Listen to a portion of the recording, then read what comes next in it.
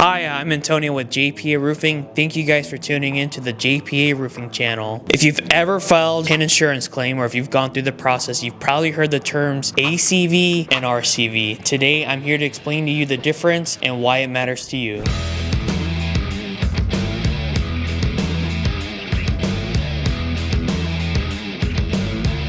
ACV stands for actual cash value. So basically what this means is that your insurance company is going to pay you for what your roof is worth today and not what it truly costs to replace it in today's time. So basically what they'll end up doing is that they will look at the replacement cost of the roof and they will subtract the depreciation, and that is determined by the age and the condition of your roof to determine its actual cash value. So for those of us here who have older roofs, basically what this means is that your actual cash value, your ACV payout, can be a lot lower than maybe your neighbors who may have a newer roof. So here's a perfect example for you. So let's just say your roof costs about $15,000 to replace, but you have an ACV policy. This could mean that the insurance company may only pay you $7,000, $8,000, $9,000 just depending on the age and the condition of your roof, and then you would have to pay the additional depreciation on top of your deductible, which is a big kicker for some homeowners. When it comes to the payouts of the ACV policies, it is a one-check process. When you have an RCV policy, which I'll explain a little bit later, it's a two-check process. This is a one-check process. So basically that first payment is going to be the final payment. Now we're going to discuss what RCV means, which it means replacement cost value. This means that the insurance company will pay to cover the cost to replace the roof as long as all the work is completed and documented. So this is basically how this works. Your insurance company is going to pay you the actual cash value of the work